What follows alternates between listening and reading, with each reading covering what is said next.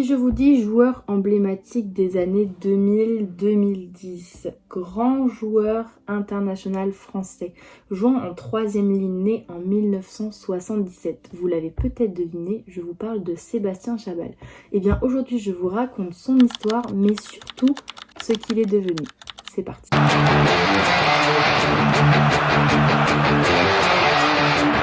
Sébastien Chabal est né le 8 décembre 1977 à Valence. Il est formé au club de Beauvallon, le club de son village, mais c'est surtout un joueur qui est passionné de mécanique. Il passera d'ailleurs son brevet professionnel de mécanique et il deviendra tourneur-fraiseur dans une usine proche de chez lui. À l'âge de 21 ans, il quitte le travail pour tenter sa chance dans le rugby professionnel et il va partir 1 an dans le club de Valence pour tenter de devenir rugbyman professionnel.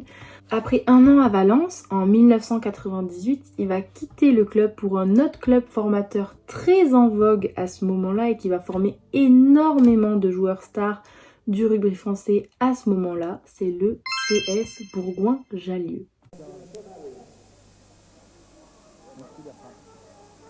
Il arrive donc au club en 1998. En 2000, il honore sa première cape internationale en équipe de France le 4 mars 2000 face à l'Écosse dans le cadre du tournoi destination de l'année 2000. Sébastien Chabal, titulaire surprise de ce match Écosse-France. Ce jeune joueur de Bourgoin remplacera demain le vétéran Benazi. Chabal quasiment inconnu, une famille pas vraiment sportive, un véritable conte de fées. Les marches, je l'ai franchi à grands pas depuis quelques années, vu que ça fait que 6 ans que j'ai commencé le rugby.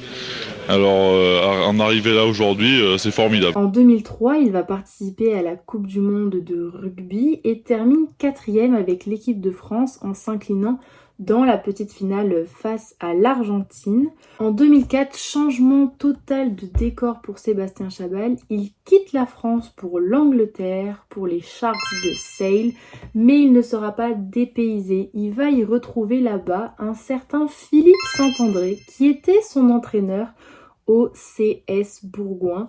Et il va le retrouver là-bas en tant que manager de l'équipe première. Alors on ne va pas dire que c'est un choix par dépit de rejoindre l'Angleterre, mais Sébastien Chabal à ce moment-là voulait rejoindre le Stade Toulousain, mais il ne lui a rien proposé. En 2005, il remporte le Challenge européen, la 2e division de la Coupe d'Europe avec les Sharks de Sale et il retrouve le 15 de France lors du tournoi Destination 2005. En 2006, il remporte le championnat d'Angleterre avec Sale, mais du côté international, il ne participera à aucune rencontre n'étant pas sélectionné. En 2007, retour sur la scène internationale, il va participer au tournoi Destination, puis à la Coupe du Monde qui a lieu en France. Non.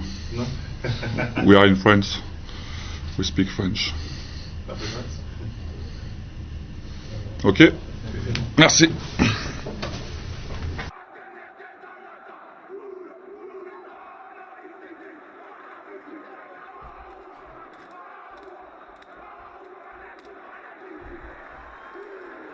En 2009, changement, il quitte l'Angleterre et va rejoindre le Racing Métro 92. L'année d'après, il va remporter le tournoi Destination 2010 en réalisant le Grand Chelem avec toute l'équipe de France. Du côté du club, c'est plus compliqué. Après de nouvelles critiques au niveau de l'arbitrage, Sébastien Chabal est mis à pied à titre conservatoire par son club, le Racing Métro 92. Le 12 mai 2010, il va passer devant la commission de discipline de la LNR, la Ligue nationale de rugby, qui va lui infliger une suspension de 60 jours. Le problème de cette suspension de 60 jours, c'est qu'elle empêche Sébastien Chabal de participer aux phases finales de top 14. Des phases finales où son club est qualifié, le Racing Métro 92. Alors le 24 mai, il fait appel et passe devant la commission de la Fédération française de rugby qui va réduire sa peine à 10 jours et à des travaux d'intérêt généraux. Ainsi, il a pu participer aux phases finales de top 14 avec son club. En 2011, c'est un peu la douche froide. Il n'est pas sélectionné par Marc Lévremont, nouveau sélectionneur de l'équipe de France de rugby. Il ne participera donc pas à la Coupe du Monde en 2011 qui a lieu en Nouvelle-Zélande où on se souvient de cette finale magnifique face à la Nouvelle-Zélande. Il ne participera pas à cette Coupe du Monde, ce qui fait que sa dernière apparition encore à l'heure d'aujourd'hui, vu qu'il n'est pas retourné en sélection, date du 12 mars 2011 lors de la défaite dans le cadre du tournoi Destination 2011 face à l'Italie où la France avait perdu 21-22. En 2012, Sébastien Chabal va quitter prématurément le Racing Métro 92. Le président du club a décidé de mettre un terme prématurément au contrat liant le club et le joueur suite à un fort désaccord entre lui et l'entraîneur du club, Pierre Berbizier. Après cette rupture de contrat anticipée, il va à nouveau quitter la France pour l'Australie et il va rejoindre la franchise des Balmain Wolves dans la banlieue de Sydney qui évolue en 3e division du championnat. Il va rester là-bas seulement 1 an avant de revenir en France et de rejoindre le club de Lyon, le Loup, qui joue à ce moment-là en Pro D2. Lorsqu'il revient en France, nous sommes en 2013 et dans cette saison 2013-2014, il annonce mettre un terme à sa carrière de rugbyman professionnel. Mais avant de partir, il va faire un beau cadeau à ses supporters et aux supporters de Lyon puisque le club va gagner la Pro D2 et remonter en top 14.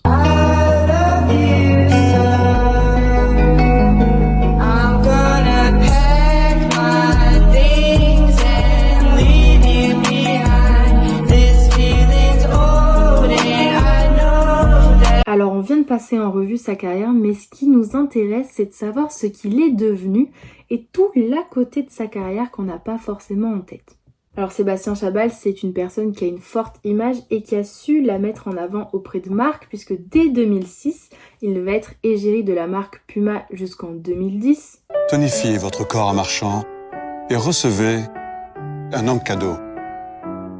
Portez vos Pumas 2 heures et vous avez gentil Chabal. Ils font des sacs, mais magnifiques. La soirée, on arrive, tac, tac, tac, tac. Un truc, j'avais rien, mais rien. Je me suis retrouvée dans une situation atroce. Et 4 heures, vous avez Bobo Chabal. Je vais m'occuper de toi. Allez, viens par là. Voilà. Et 8 heures, vous avez Testostérone Chabal.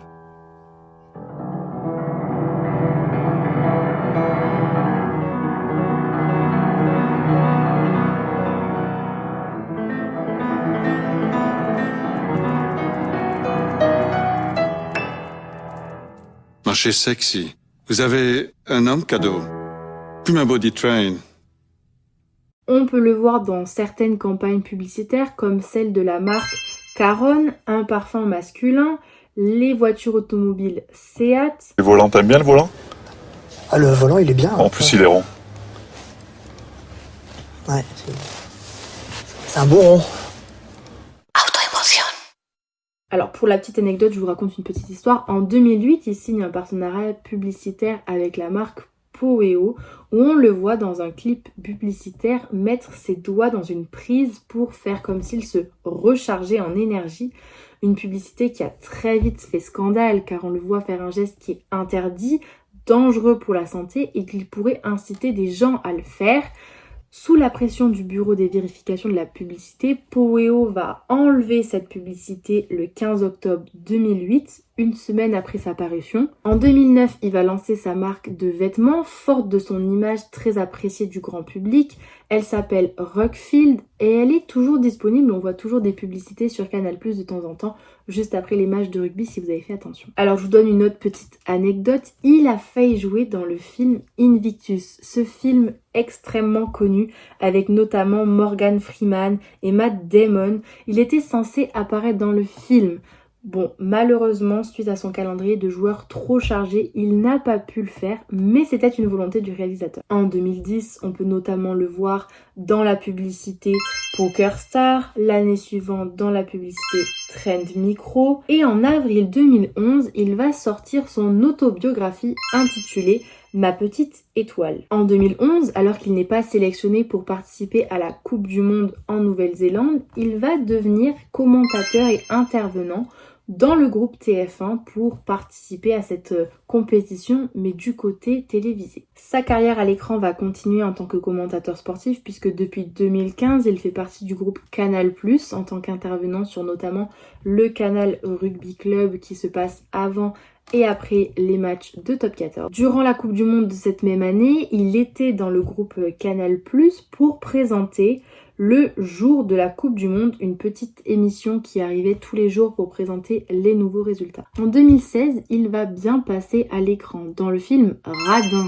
de Fred Cavaillé, où il va y jouer son propre rôle. En 2017, il est choisi par la Fédération française de rugby pour être l'ambassadeur de la candidature française pour la Coupe du Monde de rugby en 2023 auprès de World Rugby. Et ils ont quand même gagné puisque on sait que cette compétition a lieu il y a 2 ans et que c'était quand même un sacré moment. Ah, pour la petite anecdote, il est diplômé depuis septembre 2019 d'une maîtrise en administration des affaires. Et enfin, il a fait parler de lui récemment en 2025 dans une interview accordée à Légende où il parle de sa carrière et de ses souvenirs, et notamment il a tenu des propos qui ont énormément étonné le monde du rugby en général en disant « Je n'ai aucun souvenir d'une seule seconde d'un match de rugby qu'il ait disputé dans sa carrière.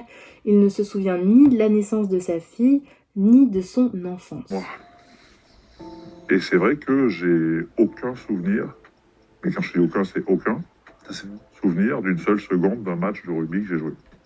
Je me souviens pas d'une seule des 62 Marseillaises que j'ai vécues. Je me souviens de rien et des fois j'en parle à la maison et je dis à ma femme, en fait je pense que c'est pas moi qui joue au rugby. Voilà, c'est la fin de cette vidéo. J'espère que vous aurez appris des choses sur la carrière de Sébastien Chabal, mais surtout sur son après-carrière. N'hésitez pas à me dire en commentaire quel prochain joueur vous voulez découvrir pour savoir qu'est-ce qu'il est devenu depuis la fin de sa carrière. Et moi, je vous annonce qu'on va sortir une petite série sur que sont-ils devenus spécial joueurs de la Coupe du Monde 2011. Donc restez connectés et à bientôt.